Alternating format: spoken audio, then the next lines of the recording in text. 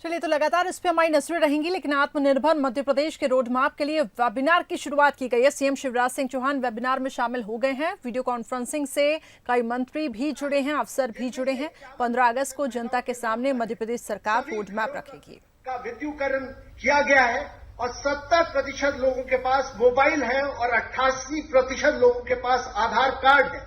प्राथमिक क्षेत्र में दूर सकल घरेलू उत्पाद के संगठन में वैश्विक और भारतीय बदलाव के बावजूद मध्य प्रदेश ने पिछले एक दशक में कृषि के हिस्से में बहुत बड़ी वृद्धि के साथ इस प्रवृत्ति को बढ़ा दिया है, जो सिंचाई और केंद्र सरकार के न्यूनतम समर्थन मूल्य एमएसपी नीतियों में सुधार से प्रेरित है। सभी बड़े राज्यों में सकल मूल्य वर्धन जीवीए में प्राथमिक क्षेत्र का उच्चतम हिस्सा है। सर, नीति आयोग ने अपने अनुभव और विशेषज्ञता के साथ राज्य की स्थिति को अच्छी तरह से अध्ययन किया है और राज्य को देश में अग्रणी राज्यों में से नंबर 1 बनने के लिए विशिष्ट सिफारिशें तैयार की हैं। इन सिफारिशों को कार्य समूह चर्चा के दौरान सर हमारे सारे एडवाइजर्स प्रस्तुत करेंगे। सर, मुझे आशा है कि वेबिनार पर होने वाली ये चर्चाएं बहुत उपयोगी साबित होंगी और राज्य के लिए एक कार्रवाई योग्य रोड मैप बनाने में मार्गदर्शन करेंगी। सर, नीति आयोग एक डैशबोर्ड विकसित करने में भी राज्य की सहायता करेगा, जिससे सर हम सारे डिपार्टमेंट्स के कुछ आउटकम्स बना सके और इसी तरह सारे डिस्ट्रिक्ट्स के कुछ आउटकम बना सके। और सर, वो डैशबोर्ड आप खुद मॉनिटर कर पाएंगे और सारे डिस्ट्रिक्ट्स की महीने पर महीने रैंकिंग हो पाएगी और सारे डिपार्टमेंट्स की रैंकिंग हो पाएगी। तो सर, हर महीने आपको पता चल पाएगा कि कौन डिस्ट्रिक्ट नंबर 1 पर है, कौन डिस्ट्रिक्ट नंबर 2 पर है और कौन डिस्ट्रिक्ट ठीक काम नहीं कर रहा है, और इसी तरह कौन डिपार्टमेंट अच्छा काम कर रहा है इन आउटकम्स पे और कौन डिपार्टमेंट ठीक नहीं कर रहा है। सर, ये हम आपके साथ मिलकर, चीफ सेक्रेटरी के साथ मिलकर तैयार करेंगे। सर, हम आपके साथ पूरी पार्टनरशिप करेंगे और सर आपके लीडरशिप में हम पूरे सारे हमारे नीति आयोग के सारे ऑफिसर्स यहां बैठे हुए हैं, सब लोग मिलकर सर एक अच्छी पार्टनरशिप के साथ पूरा सहयोग करेंगे और मध्य प्रदेश को एक नंबर 1 स्थान पर लाने की हम पूरी कोशिश करेंगे। आपका बहुत बहुत धन्यवाद। Thank you sir. मैं माननीय मुख्यमंत्री जी से निवेदन करता हूं कि वे अपने मार्गदर्शन से हमें अनुरोध है उनसे। नीति आयोग के सीईओ मेरे मित्र, जिन्होंने इस वेबिनार को आयोजित करने में और रोड मैप बनाने में एक रियल पार्टनर की भूमिका निभाई है, मैं उनका हृदय से आभार प्रकट करता हूं। आदरणीय अमिताभ कांत जी, जिनकी प्रतिभा का लोहा सारा देश मानता है, पूर्व केंद्रीय मंत्री आदरणीय सुरेश प्रभु जी, मंत्रिमंडल के मेरे सभी साथीगण, इस वेबिनार से जुड़े हुए अलग अलग विषयों के आदरणीय विशेषज्ञगण, सभी पार्टिसिपेंट, अधिकारीगण, मित्रों, आज का दिन मेरे लिए बड़ी प्रसन्नता का दिन है। मैं कोविड के दौर में चौथी बार मुख्यमंत्री बना, लगभग 4.5 महीने पहले, और पहले कुछ दिन तो कोविड से लड़ाई में दिन और रात जूझते हुए निकल गए, लेकिन इस समय देश का नेतृत्व कर रहे हैं हमारे यशस्वी प्रधानमंत्री श्रीमान नरेंद्र मोदी जी। वो हर चुनौती को अवसर में बदलना जानते हैं। देश के सामने एक एक करके जितनी ऐसी समस्याएं थी जिनका समाधान संभव नहीं दिखता था, धारा 370 से लेकर अयोध्या में भगवान श्री राम की जन्मभूमि पर मंदिर के निर्माण तक बड़ी सहजता और सरलता से एक एक समस्याओं का समाधान किया। और कोविड की लड़ाई जो उनके नेतृत्व में पूरे देश की जनता ने प्रखरता पूर्वक लड़ी। हम कोविड से लड़ भी रहे, हम जीतेंगे भी। मैंने भी 2 हाथ कोविड से कर लिए और जीत के वापस लौट आया। लेकिन कोविड के समय प्रधानमंत्री जी ने कहा, चुनौती है लेकिन इसको अवसर में बदलना है। उन्हें एक मंत्र दिया आत्मनिर्भर भारत का मंत्र। आत्मनिर्भर भारत के पैकेजेज भी अलग अलग दिए। तभी मेरे मन में यह विचार पैदा हुआ, भारत आत्मनिर्भर तब बनेगा जब राज्य आत्मनिर्भर बनेंगे, और राज्यों को आत्मनिर्भरता की दिशा में बढ़ाने का प्रयोग मध्य प्रदेश को करना चाहिए। उसके लिए रोड मैप बनाना चाहिए। मध्य प्रदेश ने पहले भी काफी काम किए, आदरणीय अमिताभ कांत जी ने उनमें से कुछ का जिक्र किया है। मैं उनके बारे में विस्तार से चर्चा नहीं करूंगा। अधोसंरचना का विकास का मामला हो, सड़क हो, बिजली हो, पानी हो, कृषि का विकास हो, अलग अलग सेक्टर्स में पहले भी अनेकों काम किए। लेकिन प्रधानमंत्री जी ने जो आह्वान किया है, मन में अब एक ही संकल्प है, मध्य प्रदेश को आत्मनिर्भर बनाना है। उसके लिए परिश्रम की पराकाष्ठा और प्रयत्नों की परिसीमा करेंगे, कोई कसर नहीं छोड़ेंगे। मैं जब अपने बारे में सोचता हूं तो मैं केवल मुख्यमंत्री बनने के लिए मुख्यमंत्री नहीं हूं, मध्य प्रदेश को बदल के अपनी टीम के साथ नंबर 1 के स्थान पर लाने के लिए मुख्यमंत्री हूं, जनता की जिंदगी में बदलाव के लिए मुख्यमंत्री। हर सेक्टर में मध्य प्रदेश अग्रणी कैसे हो, इसका प्रयास हमें करना है। और इसलिए एक तो हमारा संकल्प है कि प्रधानमंत्री जी ने जो आत्मनिर्भर भारत का पैकेज दिया उसको आइडियली इंप्लीमेंट करें। और मुझे बताते हुए खुशी है, कोविड की चुनौती के बीच हमने भरसक प्रयास किए हैं कि हम आत्मनिर्भर भारत के पैकेज को, गरीब कल्याण पैकेज को ढंग से नीचे इंप्लीमेंट करें। स्ट्रीट वेंडर की बात कही प्रधानमंत्री जी ने, मध्य प्रदेश अग्रणी है। छोटे छोटे सड़क पे काम धंधा करने वाले भाई और बहनों को ब्याज रहित लोन देने का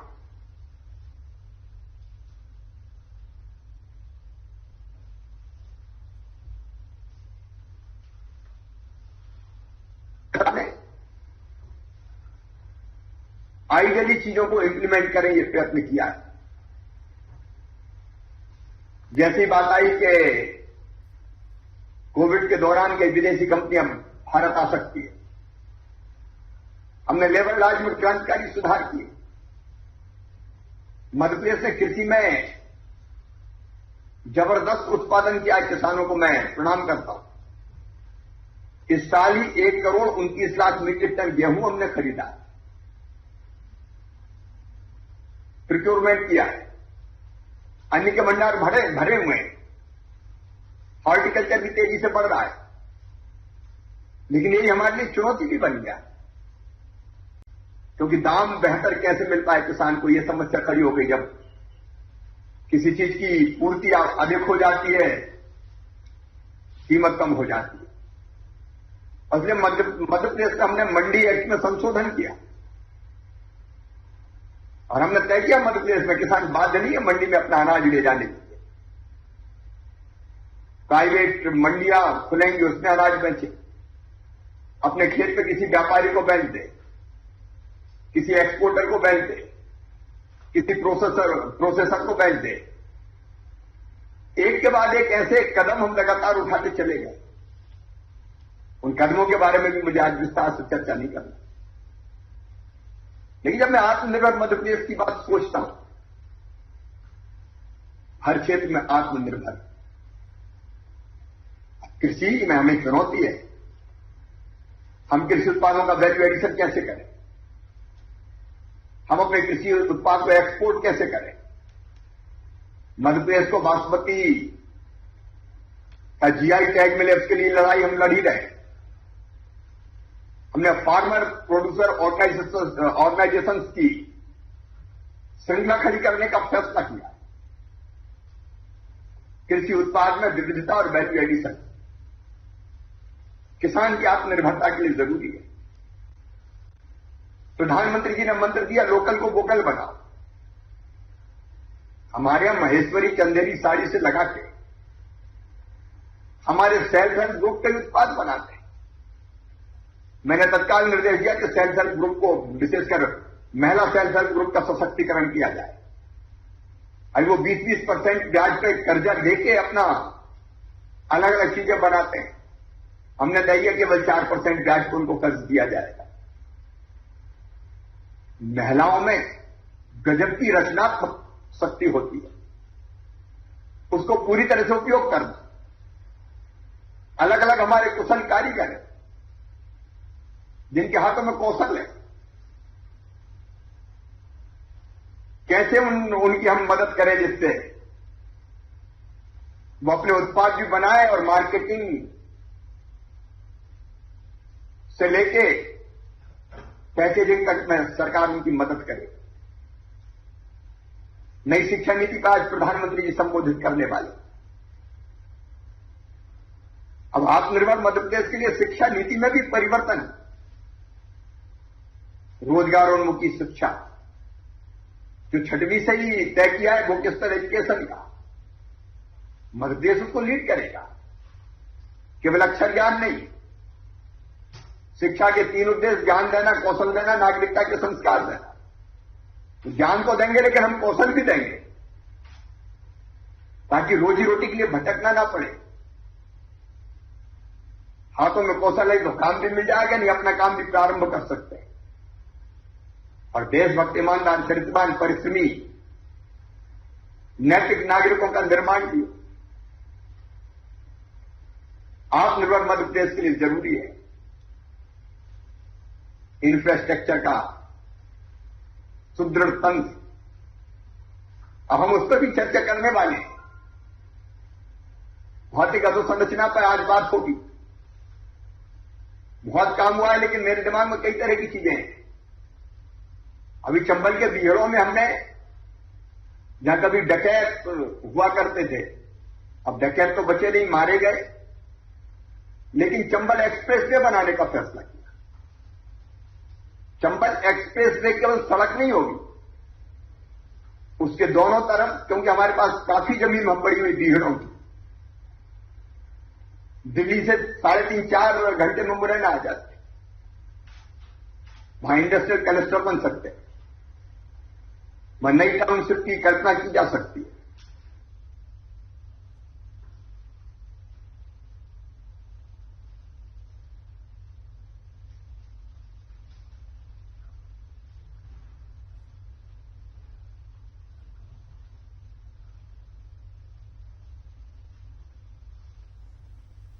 तो आत्मनिर्भर बात की सड़क भी है, लेकिन यहां जरूरत हो 4 लेन, जरूरत हो 6 लेन कर दे, और दोनों तरफ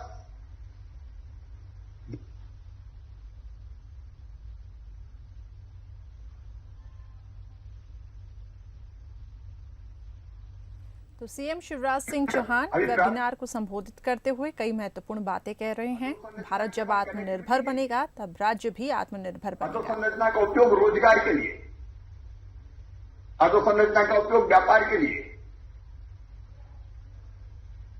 और उसके साथ साथ महिला सशक्तिकरण।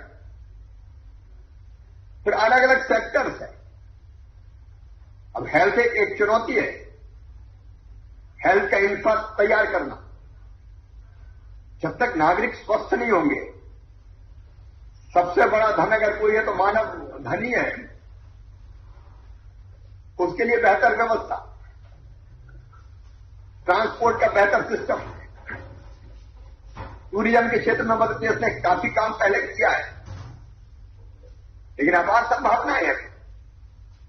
हनुमंतिया जैसे टापू हमने विकसित किए, सैलानी जैसे टापू हमने विकसित किए, लेकिन टूरिज्म में रोजगार देने की जबरदस्त क्षमता है, उसका पूरी तरह से हमको दोहन करना है। मध्य प्रदेश देश का दिल है, हम बीच में हैं, चारों तरफ मध्य प्रदेश से देश की चारों दिशाओं में सामान भेजा जा सकता है। ड्राई पोर्ट हमारे पास है, लॉजिस्टिक हब मध्य प्रदेश बन सकता है, उस पर भी हम लोग चर्चा करने वाले हैं।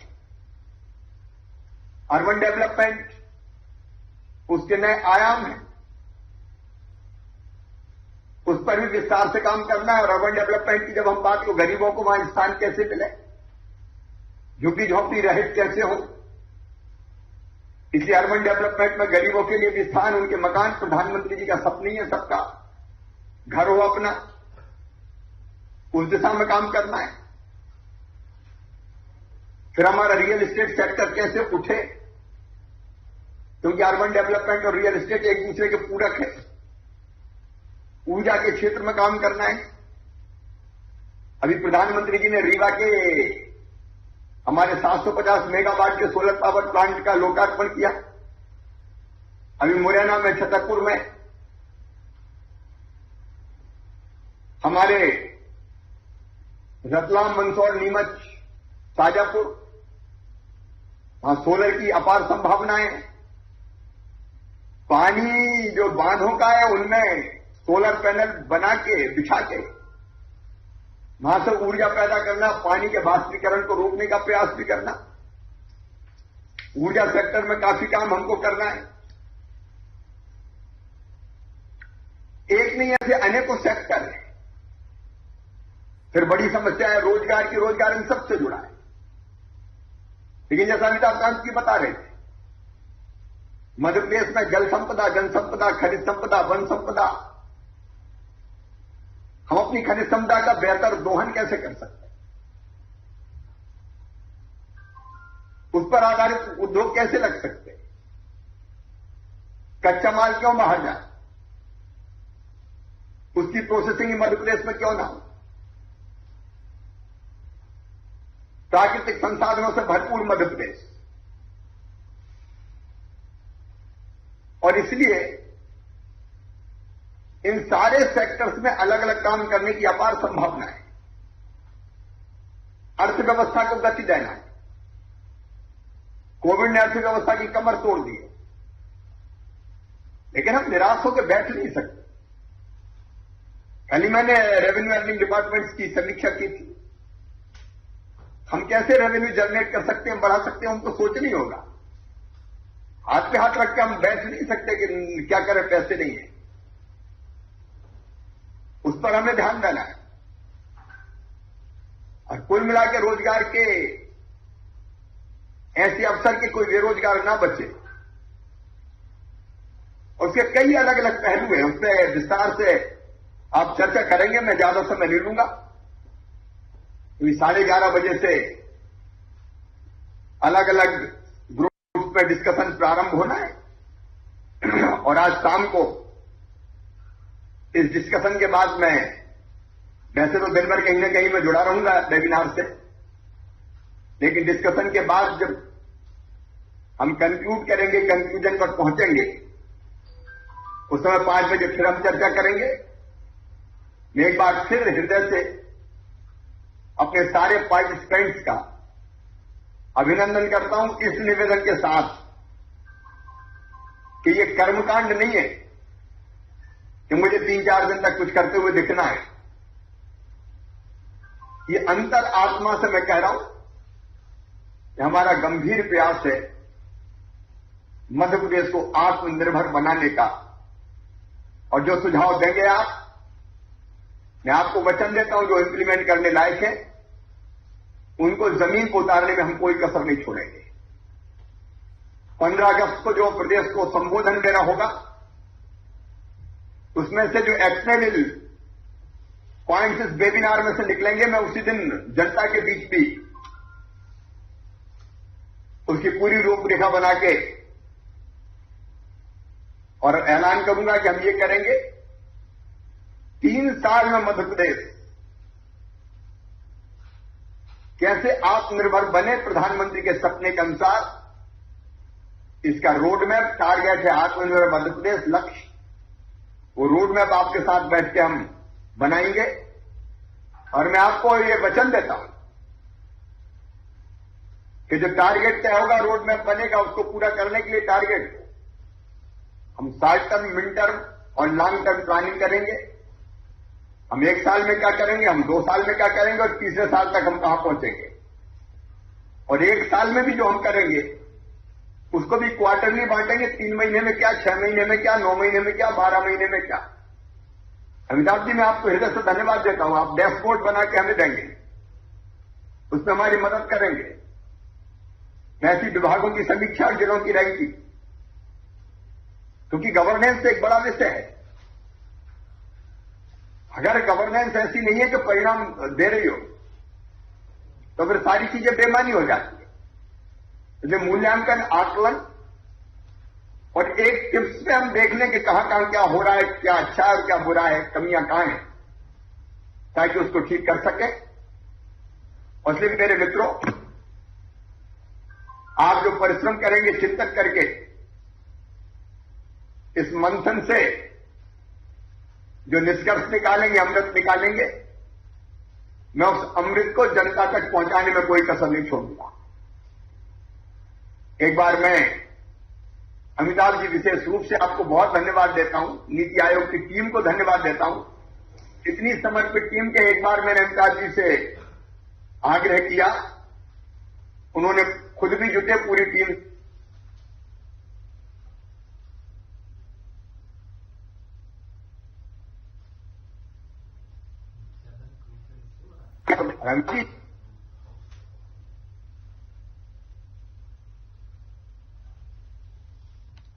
सिंह ने कई बड़ी बातें कही हैं और लगातार हम आपको दिखा रहे हैं। आत्मनिर्भर मध्य प्रदेश को लेकर चर्चा हो रही है। आत्मनिर्भर भारत के बाद आत्मनिर्भर मध्य प्रदेश, विकास की दिशा में सरकार ने कई काम किए हैं।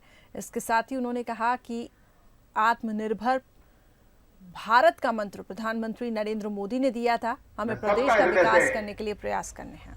स्वागत करता हूं, धन्यवाद देता हूं, आभार प्रकट करता हूं। समय समय पर अभी तो हम चर्चा करते रहेंगे 11 तारीख तक, और पूरा रोड मैप बना के फिर आपके सामने प्रस्तुत करके उसको क्रियान्वित करके दिखाएंगे। मेरे मंत्रिमंडल के सारे सहयोगी मौजूद हैं और वो भी अलग अलग सब ग्रुप्स में चर्चा में हिस्सा लेंगे, वो भी पार्टिसिपेट करेंगे और हम मिलकर एक बेहतर रोड मैप तैयार करेंगे आत्मनिर्भर मध्य प्रदेश का। आप सबको बहुत बहुत धन्यवाद, प्रणाम, नमस्कार। सर, मैं रिक्वेस्ट करता हूं श्री संजय साहा जी से कि वे अपना प्रेजेंटेशन करेंगे।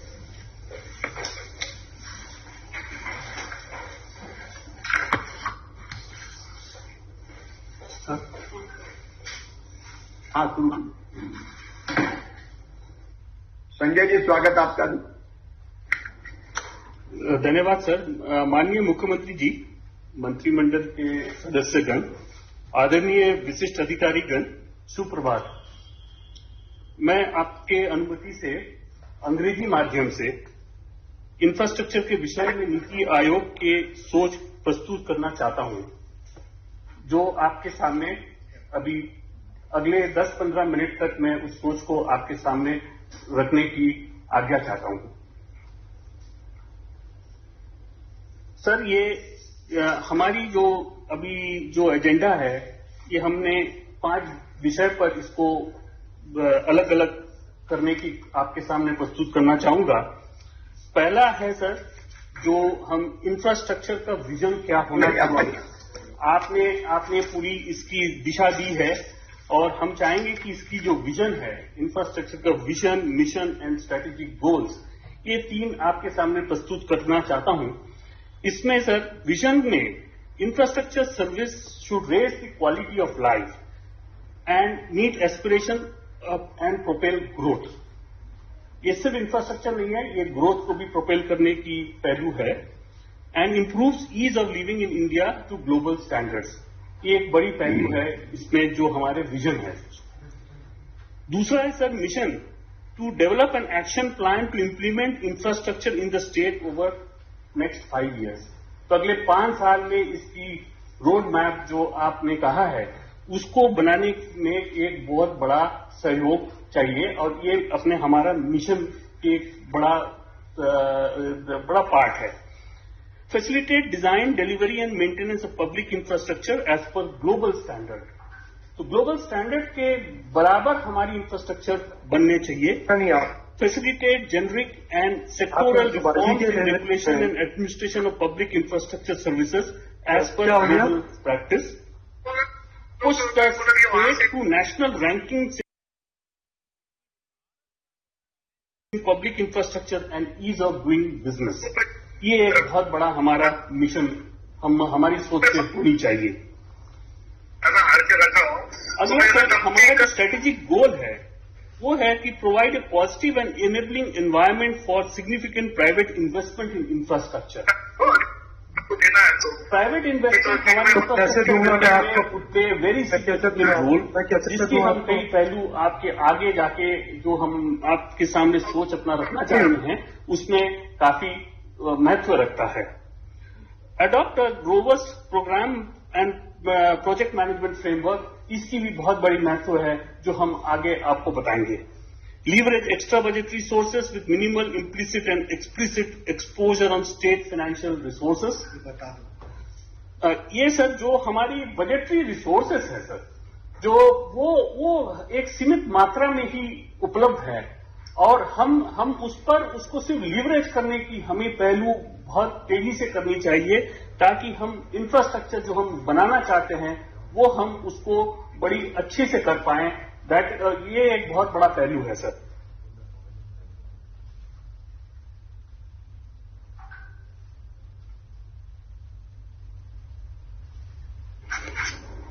आपका माइक बंद हो गया है संजय जी।